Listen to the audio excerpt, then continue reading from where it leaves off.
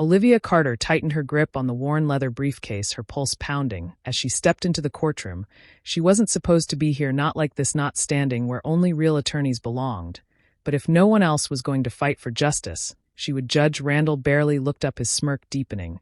As he flipped through his notes, a little young, aren't we, he mocked, prompting quiet chuckles from the courtroom. Olivia forced herself to keep her expression neutral, though anger burned in her chest. If he thought she was just some kid playing dress-up, he was in for surprise. For the next 15 minutes, she did the impossible. With every word, every case she cited, the smirks faded, the prosecutor shifted uncomfortably, the bailiff furrowed his brows, and Judge Randall, so used to commanding this room, sat up straighter, his smug amusement replaced with something Olivia had never seen on his face before. But this wasn't over, not yet, because the moment Olivia proved she knew the law better than anyone in that room, she saw it in Randall's eyes, the shift from laughter to something darker. And as she walked out of that courtroom, she wasn't just a teenager who had won a case, she was a target. This is Shoaib Buzzer Channel. And what happens next, it's bigger than Olivia ever imagined. Olivia Carter adjusted the sleeves of her tailored blazer, the one she had spent hours fixing to fit just right. The leather briefcase in her hand, borrowed, empty, but convincing, felt like a lifeline, a symbol of the role she had stepped into. Every instinct screamed that she didn't belong here, that she should turn around and walk away before it was too late. But then she looked at Mrs. Jenkins, sitting small and quiet in the corner, fingers ringing together in silent desperation. Walking away wasn't an option. She had spent the past 3 nights buried in legal books, absorbing case law, until the words blurred. She had rehearsed her arguments in the mirror until her voice carried the weight of conviction. She had studied every movement, every pause, every gesture real lawyers used in court. Now she had one shot to prove she wasn't just a kid playing dress-up. Judge Randall leaned back in his chair, his gaze landing on her with amused disdain. And you are? Olivia straightened her posture, forcing her pulse to slow. Olivia Carter, representing Mrs. Jenkins. Silence. Then a chuckle. Randall tilted his head. That's cute, he mused, the smirk deepening. What are you, some kind of intern? The courtroom rippled with laughter. Olivia's jaw clenched, but she forced a polite smile. No, Your Honor, I'm her attorney. Another round of laughter. Olivia expected this. She had prepared for it, but that didn't make the humiliation sting any less. Randall exhaled, rubbing his temple, like he was dealing with a child throwing a tantrum. All right, let's get this over with. This should be good. He leaned back, expecting a performance, a joke. Instead, Olivia delivered a reckoning. She started with the lease agreement, pointing out the inconsistencies in the landlord's claims. She moved through case law, referencing precedent after precedent with unwavering confidence. She outlined in precise detail how eviction laws protected tenants against fraudulent claims like this. The courtroom shifted, the chuckles faded, the prosecutor stopped scribbling notes and started listening. The bailiff furrowed his brow, his grip tightening on the papers in his hands. Even Randall, so sure of his authority, began flipping through his own notes as if searching for a flaw in her argument.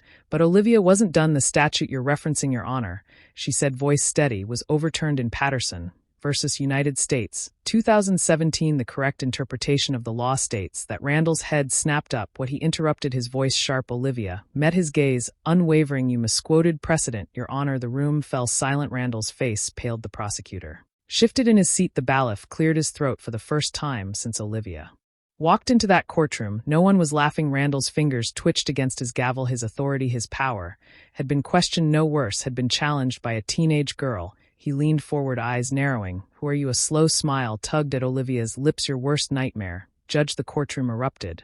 But Olivia knew this wasn't the end, it was only the beginning. 2 days later, Olivia woke up to a nightmare. Her phone buzzed nonstop. Miss calls, news alerts, messages from people she didn't even know. She clicked the first link her best friend sent her. A reporter stood in front of the courthouse, excitement in her voice. Yesterday, in a shocking turn of events, a teenager, yes, a teenager, stepped into a courtroom and defended an elderly woman against wrongful eviction.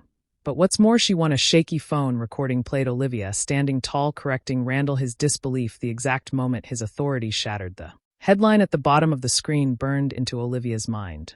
Teen legal prodigy shocks courtroom, exposes judge's mistake. Her stomach twisted. She didn't want to be famous, she wanted justice. Her phone rang. Judge Monroe Carter. Her voice was firm, controlled, but with an edge of urgency. You just made a very powerful enemy. A chill ran down Olivia's spine. You think Randall will do something? I know he will, Monroe said. And you need to be ready. That night, Olivia got the first warning call from an unknown number. You just made a big mistake, little girl. The voice was low, deliberate. Olivia sat up in bed, gripping the phone. Who is this? A slow, deliberate chuckle.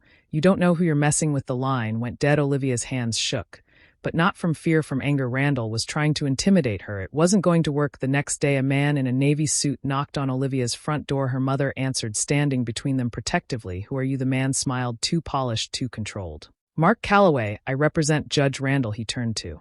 "Olivia, he's impressed by you." She didn't believe that for a second. Calloway continued, "He'd like to offer you a scholarship, full ride connections, a guaranteed future." Olivia crossed her arms.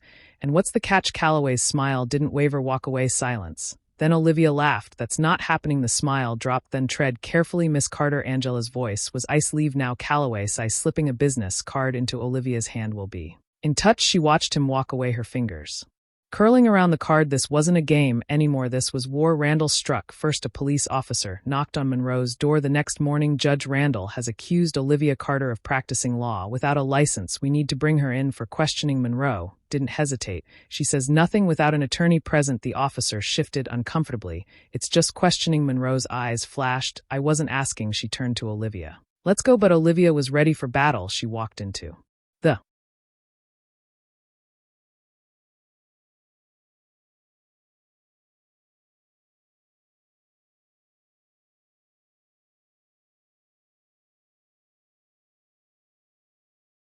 station with her head high, sitting across from Calloway, Randall's lawyer. He slid a confession across the table's sign. "This admit you impersonated an attorney, and we drop everything." Olivia said nothing. Monroe smirked. "Or Randall faces an investigation into his history of misconduct." Calloway's smugness vanished. They had him cornered, and Olivia Carter didn't back down. The final blow came when Monroe handed Olivia a flash drive video. Proof of Randall taking a bribe. This wasn't just a scandal, this was a take-home. That night the news broke. Randall was exposed, arrested, removed from the bench in disgrace. Olivia had won. But as she stepped into Monroe's office the next morning, the judge slid a thick folder across the desk. Randall wasn't working alone. Monroe said, "Are you ready for what comes next?" Olivia looked at the folder, then back at Monroe. She smiled. "Let's take them all down." Olivia stood at the courthouse steps, the weight of everything she had fought for settling in her chest a few months ago. She had been just a teenager with a love for the law, someone no one took seriously. Now she had exposed a corrupt judge, dismantled a network of power, and proven that justice didn't belong only to those with titles. It belonged to those willing to fight for it. She had changed not because she had won, but because she had learned what it truly meant to stand up when the odds were stacked against her. A reporter called her name. "Miss Carter, what's next for you?" Olivia met their gaze, her voice steady. "This isn't just about me, it's about making sure no one is above the law. And I'm not done yet." As she turned to walk into the courthouse, the cameras flashed, capturing not just a teenager, but a force for change. If Olivia's story inspired you, help us grow the Shoaib Buzzder channel to 10,000 subscribers. Like, share, and spread the message, because real justice starts with real people. Music.